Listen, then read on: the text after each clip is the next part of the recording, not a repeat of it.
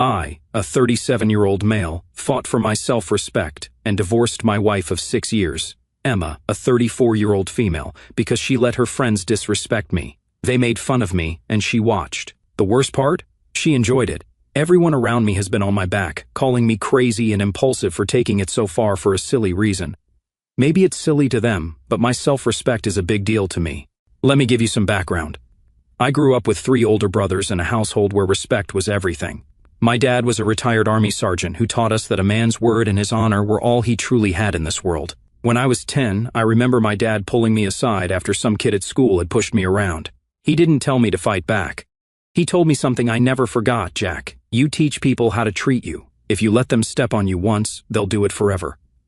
I wasn't born with a silver spoon in my mouth. I worked my ass off to get where I am, putting myself through college while working nights as a bouncer at a sketchy bar downtown. Standing at 6 feet 2 inches with a naturally broad build, thanks to my old man's genes, I was perfect for the job. Dealing with drunks trying to start fights every weekend taught me a lot about setting boundaries with people.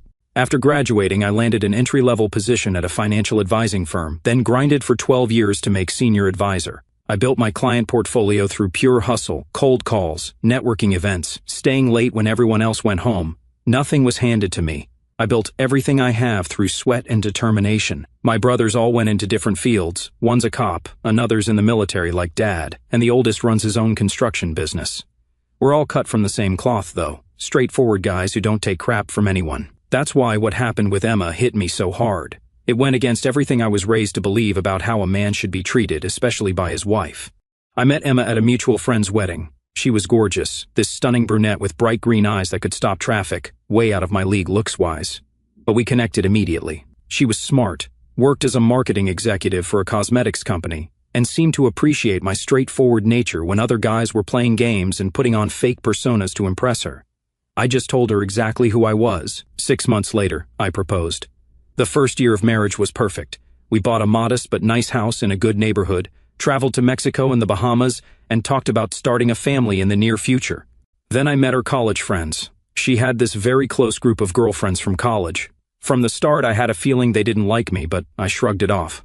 Who cares what my wife's friends think? They weren't important to me. But right from the first time she introduced me to them at this fancy brunch spot downtown, I felt this cold vibe.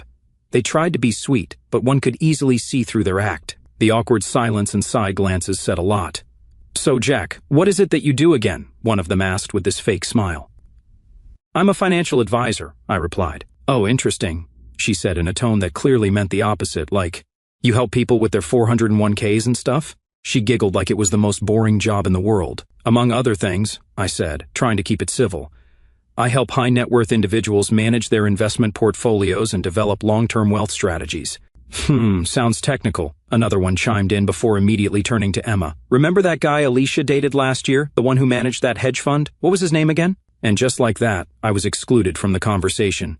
Emma didn't even notice, or if she did, she didn't care. Initially, I brushed it off, thinking I was overthinking or maybe they needed time to get along. But it was those subtle hints that said out loud that I was unwanted. They'd cut me off in conversations and move the talks in the other direction of what I said. If I cracked a joke, they exchanged glances and smirked. They'd make inside jokes at my expense, jokes Emma never bothered to explain. Once one of them outright asked Emma, right in front of me, "How did you end up with him?" Emma just laughed and said, "Oh, he grows on you, like I was some kind of fungus." I asked what that was supposed to mean, and they changed the topic. I felt like an outsider in my own relationship. The worst part? She never stood up for me, not once. Later, when I confronted Emma in the car ride home, she brushed it off as a joke. "Babe, you're being way too sensitive," she said, rolling her eyes. "That's just how they are.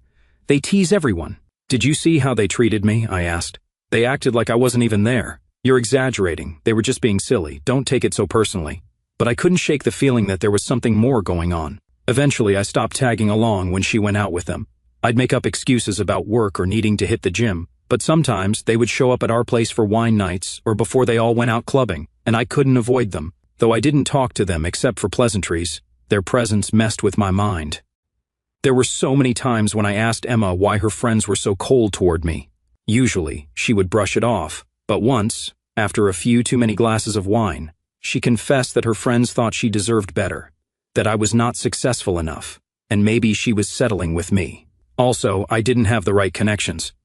She said, My friends look up to me as a smart and confident woman, and they had expected I would marry some CEO or executive. I remember sitting there stunned as she kept talking, like what she was saying wasn't driving a knife into my chest. Vanessa, especially, thinks I could have done better. Her husband makes 7 figures, and they just bought that house in the Hamptons, and she trailed off, finally noticing my expression. Her words made me ask why she even married me, or if she thought so too. She backpedaled hard, eyes wide, suddenly realizing what she'd admitted. No, that's not what I think. I'm just telling you what they said. I married you because I love you. I don't care about all that superficial stuff. She assured me that she married for love and she was happy and content. I wanted to believe her, but the seed of doubt was planted. Still, that was the only worrisome part of our marriage. If you remove her friends from the equation, we had an amazing life. I'd come home from work, hit the home gym I built in our garage. Staying fit has always been important to me, and then we'd spend quality time together. Weekends were for hiking or trying new restaurants. We didn't have any major fights apart from the ones that popped up due to her friends. It feels like she becomes a different person in front of them. Usually she's kind and considerate, but with them, she becomes feisty and savage. All her friends are this way. Maybe she tries to fit in. I tried to understand that everyone wants to belong, but at what cost? Anyway, the breaking point was their group chat around 5 months back. Her laptop crashed, and she used mine for a while. She logged into WhatsApp on my computer but forgot to log out. A few days later, I opened the app and realized it was her account. I was about to close it when messages started syncing, hundreds of them, and you know there's no way you could stop the sync. I intended to log out, but my name popped up multiple times in a group chat, and I could see through the preview. Curiosity got the best of me, and I opened the chat. What I saw, man, I can still feel that pit in my stomach thinking about it. It was worse than I ever imagined. She wasn't just tolerating their trash talk, she was enjoying it. The group was called Boss Babes. There were 5 of them, including Emma. They talked daily, sharing everything from work gossip to relationship details. I scrolled back a bit to get context, and what I found made me sick. There's one friend named Vanessa. She's the meanest of all. She married a hedge fund manager a year back and brags nonstop about the money, the holidays, and gifts. The guy is handsome too, a former college athlete type who still has time to hit the gym despite his supposedly demanding job. She often sent their pictures in the group and then tagged Emma and asked, "What did Jack do for your birthday?" Or "Where was Jack taking you for the holidays?" It was hurtful, but Emma's response was more shattering. I kept reading, unable to stop despite the growing knot in my throat. Vanessa just got back from Maui. Kevin surprised me for our anniversary. Photo of her in a bikini next to her husband on a yacht. Emma, OMG, so jealous. Looks amazing. Vanessa, what did Jack get you for your birthday last month? Did he finally take you to that restaurant you've been hinting about? Emma, LOL, no. He got me flowers and cooked dinner. It was sweet, I guess. Vanessa, flowers and dinner at home? That's it, girl? Then another friend chimed in. Stephanie, I swear, sometimes I wonder what were you even thinking when you decided to marry him? Emma responded, I wonder that too, LOL. I felt like I'd been punched in the gut. This was my wife, the woman who, just last night, had curled up next to me on the couch, who told me she loved me before we went to sleep. The conversation continued. Ashley, he's so boring. He doesn't even surprise you with weekend getaways like Kevin does for Vanessa. Emma replied, Huh, Vanessa, you deserve someone who matches your energy, someone successful and exciting, not Mr. Financial Planner who thinks a wild night is trying a new IPA at the local brewery. LMAO. Emma, stop. They egged on, laughing at my expense like I was some clueless fool. The worst part was seeing how easily Emma joined in. In some messages, she'd defend me a little. He's really good with money, though, or he's sweet in his own way. But it felt like she was talking about a pet, not her husband. One of them even suggested she find someone on the side, someone more exciting. Emma's response was, you bet, followed by a winky face. I felt sick to my guts. I was shaking. This wasn't just mean-spirited gossip. It was hurtful. I exported the whole chat into my mailbox and saved it on my laptop. I've never been the type of guy to let people walk all over me. In the gym, at work, anywhere, I stand my ground. But here I was, letting my own wife and her friends treat me like I was nothing, not anymore. I kept digging, looking for any evidence that she might have actually cheated. Nothing concrete turned up, but there were several instances where they discussed attractive men at her workplace or friends of friends. Enough to keep the paranoia simmering. Was she just talking, or had there been more? I didn't explode. I just sat there, processing. It hit me like a ton of bricks. The woman I loved, the woman I built a life with, had been making a joke out of me for years. and I was a fool to think we had a great marriage. I scanned through her inbox but didn't find anything else. Her chat with her mom also had nothing in it. In fact, to her mom, she painted our marriage as perfect. I wondered which version was the lie. When she got home that evening, I was sitting in the living room, my laptop open on the coffee table. She came in, smiling, dropped her purse on the counter, and leaned in to kiss me like any normal day.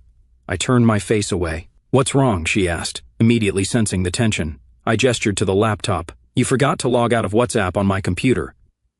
She froze, then panicked, her face draining of color as realization dawned. "Jack, how much did you read?" "Enough," I said quietly. "Enough to know what you and your friends really think of me." She tried to gaslight me, saying I invaded her privacy and went through her messages, as if that was the real issue, as if the violation of her privacy was the crime here, not the absolute mockery of our marriage. "Are you serious right now?" I asked, my voice rising despite my attempts to stay calm. "You're worried about your privacy? What about my dignity? What about our marriage? Do you think it's normal to talk about your husband that way?" "It's just girl talk," she insisted, tears forming in her eyes. "Everyone vents about their partner sometimes. It doesn't mean anything." I literally told her, "You didn't log out, and frankly, I'm glad you didn't. At least now I know the truth. What you think about me." She defended herself, saying she didn't say anything wrong about me. She challenged me to show her proof that she talked badly about me. "Yes, you didn't say outright, but you didn't stop them either. You laughed along. You agreed with them. Tell me, Emma, if someone was talking about your husband, shouldn't your first reaction be to defend him, not join in this situation?" Blew up. I was really mad at her. She, too, was defending herself, saying her friends were just funny and messing around with her, and they say mean things about everyone, and I was no exception. "So that makes it okay?" I asked incredulously. "Everyone gets it, so I should just accept it? Is that really your defense here?" I said, "I don't care what they say or do. You, being my wife, should have defended me, but you enjoyed their insults about me. You participated." She tried to defend herself and her friends, but I laid it out plain and simple. It's them or me. Either you cut them off right now, over the phone in front of me, or we're done. "You can't be serious," she said, eyes wide. "They're my best friends. I've known them for over a decade, and I'm your husband, the man you promised to love and respect. Choose." She hesitated. She actually hesitated. She pushed back. "Come on, you know they're just joking, and you're taking this too seriously. We can work this out. I'll talk to them, tell them to tone it down." I said, "That's not good enough. I want them out of our lives. They're toxic, and they're poisoning our marriage. That's not fair. You can't just demand I cut off my friends." "What kind of controlling is that?" "It's not controlling to expect my wife not to participate in humiliating me behind my back. I'm not telling you what to do. I'm telling you what I will and won't tolerate in my marriage. The choice is yours." She stared at me for a long moment, then said, "I can't cut them off. That's not reasonable." I said, "Cool, you made your choice, and now I'll make mine. I'm ending it." She freaked out. "You're really going to break up over some texts, over these stupid reasons? You're throwing away 6 years of marriage over this?"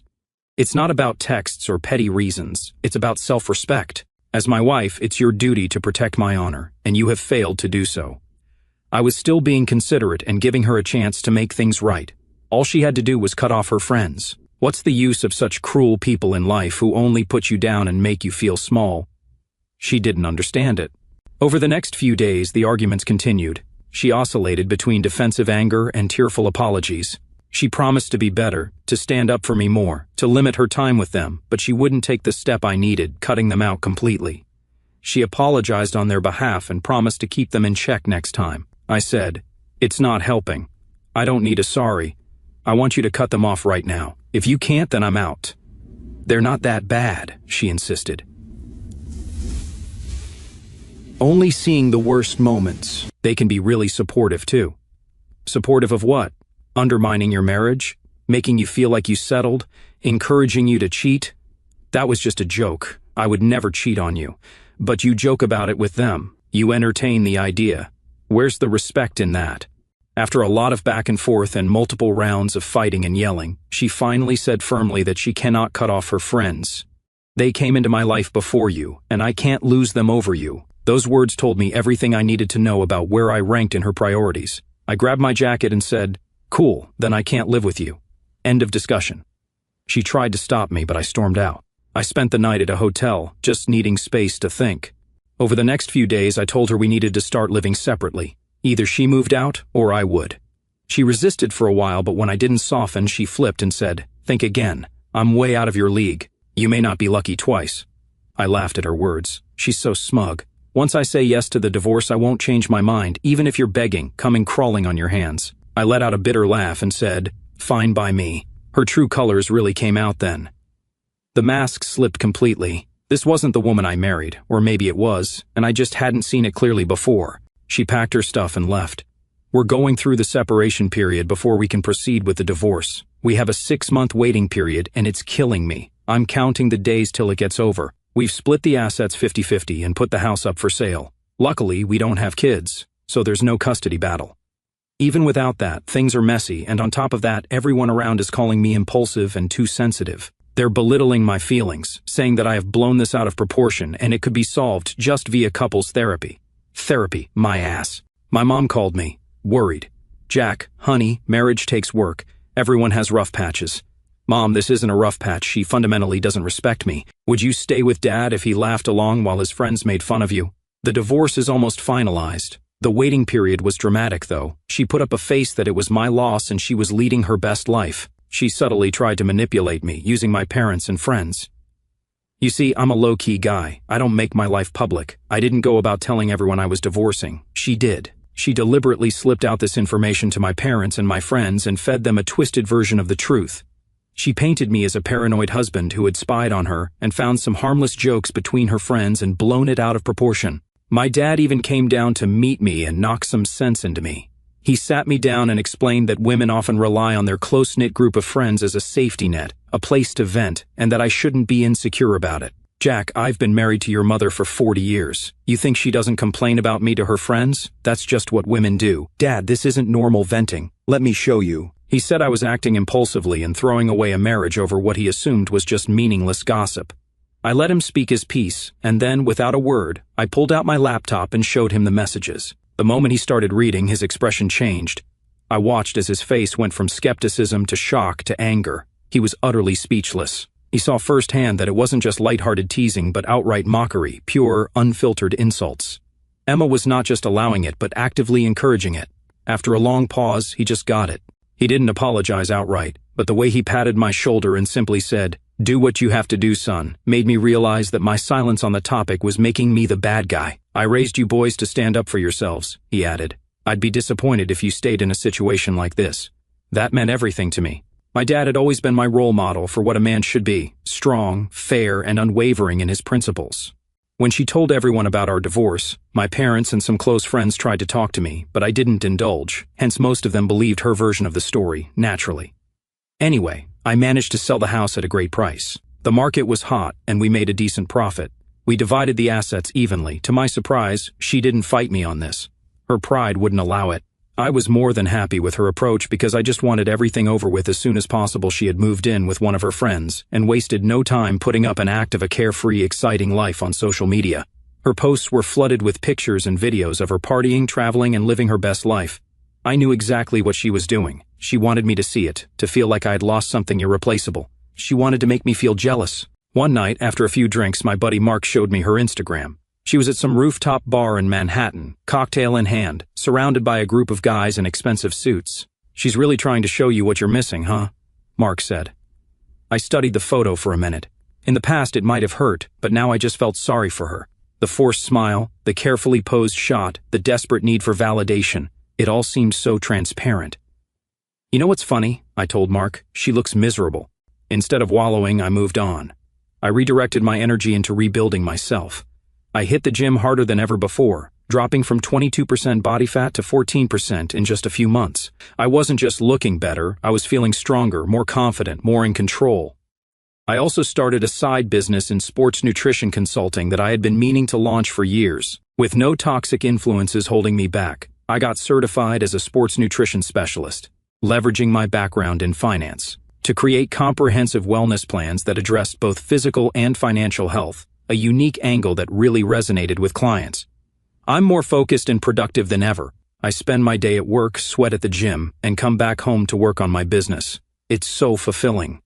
For the first time in years, I feel like I'm truly living for myself, not trying to measure up to someone else's expectations. She couldn't bear to see I was doing so well without her.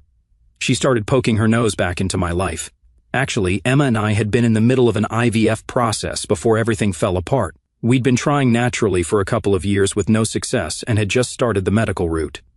Given the circumstances, I withdrew from the process, making it clear that I no longer consented to having a child with her. Simple and fair, right? This did not sit well with her. She had this twisted request that I should let her have my child despite the separation. Like, what the hell? I said no. Any sane person would have understood it, but she was entitled. She started blowing up first with texts, long paragraphs, and emotional appeals. Then came the calls. I had not blocked her yet, thinking we might have to communicate for the divorce, and she was cooperating until now. Jack, please. We've already gone through so much of the process. The doctor said my eggs are perfect, and we have a real chance. Don't take this away from me. Emma, we're getting divorced. Why would we bring a child into that situation? Because I'm running out of time. Do you know how hard it is to start over at my age? To find someone, build a relationship, get married again, and then try for a baby. I might miss my window completely. Her panic was real, but so was my resolve. I wasn't going to create a lifelong connection to someone who had betrayed my trust so deeply. When I ignored the texts and calls, she showed up on my doorstep. She looked disheveled, eyes puffy from crying, quite the opposite of the glamorous life she showed off online. She pleaded, "Please, this is all I've ever wanted. I don't even need you to be involved. Just let me have this baby. I'll raise it alone. You won't have to do anything." I said, "I'm relieved we don't have children together. The separation would have been so difficult. It's easy this way, and you want to complicate it by having my child? I won't permit it." She still persisted, but I firmly said, "We are done. I want no connection to you now or in the future." She clutched my sleeves, tears rolling down her face. She begged, "I know we didn't work out, but this is different. It's my dream. I've always wanted to be a mother. Please don't take this away from me." She was desperate, but I remained unmoved and asserted, "You're asking me to bring a child into this world, into a broken relationship. I won't do it. I refuse to have a child that links me to you for life." She sobbed harder and made all sorts of unrealistic promises. "I'll sign anything you want, no child support, no involvement. You won't even have to see them. I just need this." I shook my head. "My decision is final. I already informed the clinic to discard my sample. There's nothing left to discuss." I remember the look in her eyes, a mix of desperation, anger, and disbelief. She couldn't fathom that I would deny her something she wanted so badly, but that was the difference between us. She thought only of herself, while I was thinking of a potential child who would be born into a fractured situation. She stared at me for a long moment, searching my face for any sign of softness. I remained unmoved, and she finally left, wiping her tears. A few days later, her parents reached out with the same requests. They assured me I wouldn't have any responsibility for the child. She would sign an official document that she would ask for no child support, but my answer remained the same: absolutely not. I wanted no connection to her, and certainly not through a child.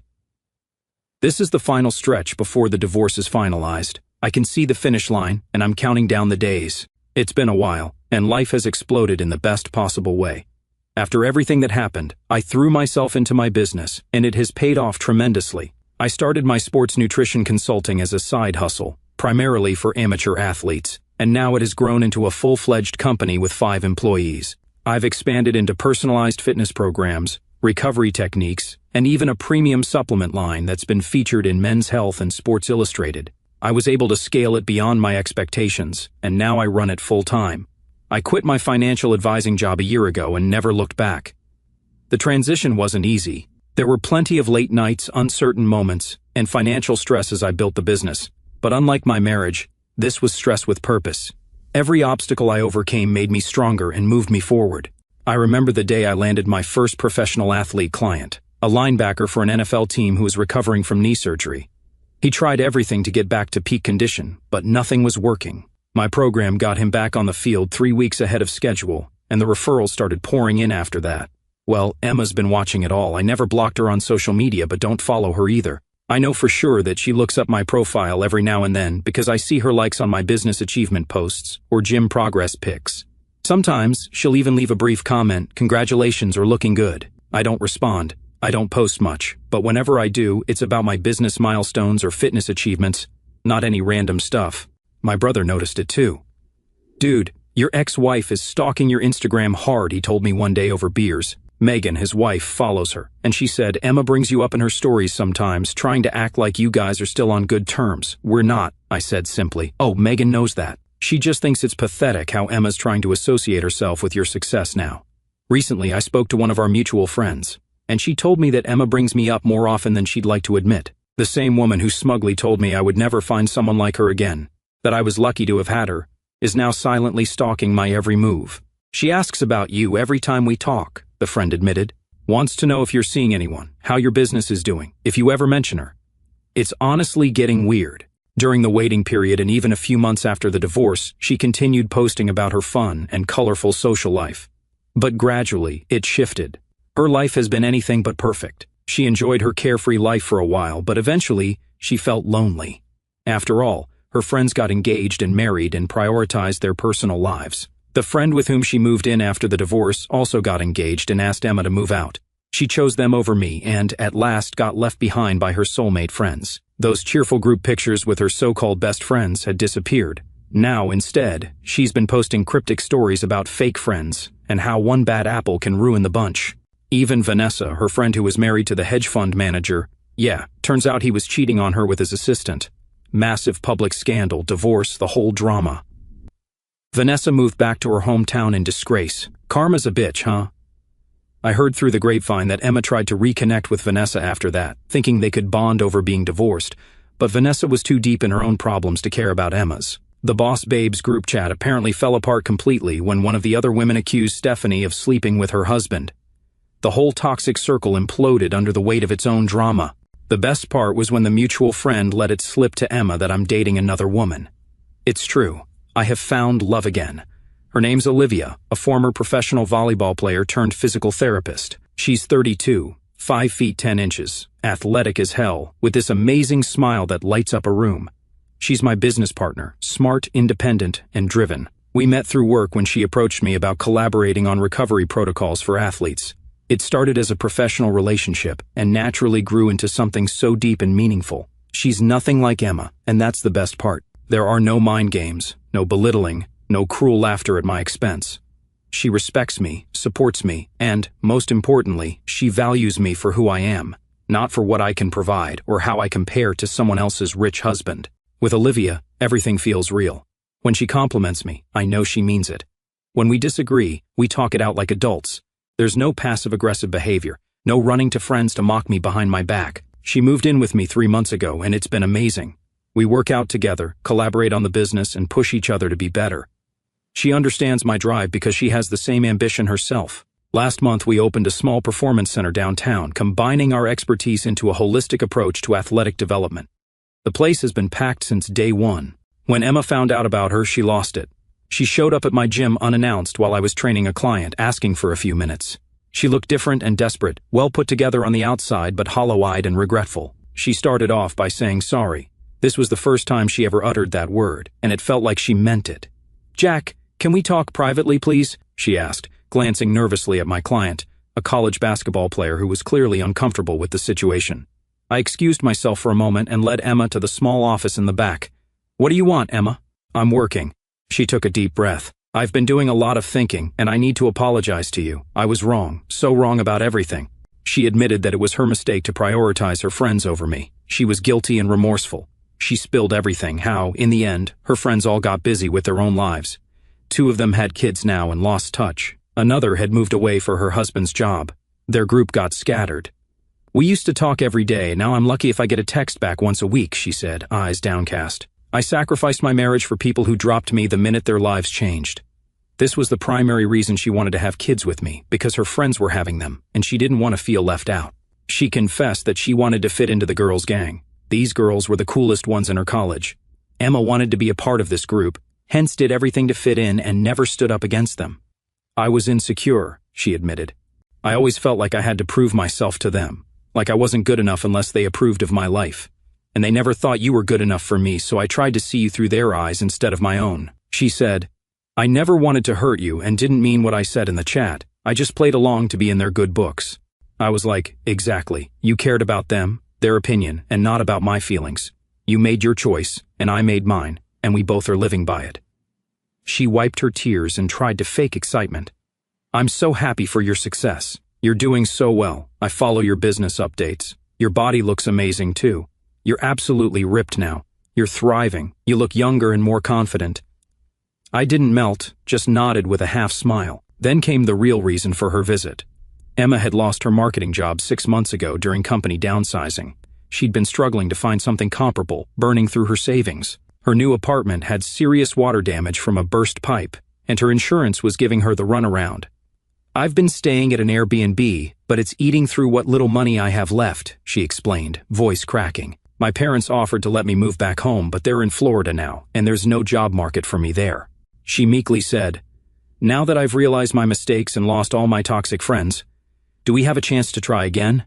I laughed at her question. She didn't call off her friends, they sidelined her, and when she had no one, she came to me as if I was the last choice. I smirked. "What about Olivia? You know about her, don't you?" She pretended to be surprised and then whispered, "You've only known her for a few months. Shouldn't be difficult to get her out of the picture. We had 6 years together, Jack." The audacity of this woman was unbelievable. After everything she'd done, she thought she could just waltz back into my life because it was convenient for her now. I said it actually would be difficult because you know what? I love her. She's an amazing woman. I wish I could say the same for you. Then she broke down completely. "Please, please, I need help, even just temporarily. Let me stay at your place for a few weeks until my apartment is fixed. I don't have anywhere else to go." She was in tears, saying she lost everything. A happy married life, a chance to be a mother. Her career was stalling while mine was soaring. Even the men she had tried to date after me had all let her down. She confided that none of them were serious about her relationship, and that the few who were financially successful treated her like a trophy, not with the respect that she claimed she wanted now. The dating apps are horrible, Jack. Men just want one thing, and the decent ones don't want a woman in her mid-30s with nothing to show for it. I made a mistake. I threw away the one good man who treated me right. Her eyes were remorseful. She had finally realized what she had lost, that she had let go of the one person who genuinely loved her for people who didn't care. The pain of realizing that she had thrown away something real for short-term validation from fake friends who abandoned her when she needed them. She grabbed my arm. "Please, I'll do anything. I can help with your business. I'm good at marketing, you know that. I can help you take it to the next level." Just then, there was a knock at the door. Olivia poked her head in, immediately assessing the situation. "Everything okay in here?" she asked, her eyes flicking between me and Emma. "Everything's fine," I assured her. Emma was just leaving. Emma stared at Olivia, taking in her athletic build, natural beauty, and confident posture. The comparison was inevitable, and Emma knew she was looking at a woman who was everything she wasn't, genuine, self-assured, and truly supportive. But I felt nothing, no bitterness, no anger, just peace. I told her goodbye, and I meant it. I closed the door on her for the final time. Last I heard, she's living with her parents again at 36, working an entry-level job at half her former salary. Her Instagram is mostly dead now, except for occasional reposts of motivational quotes about rebuilding and second chances.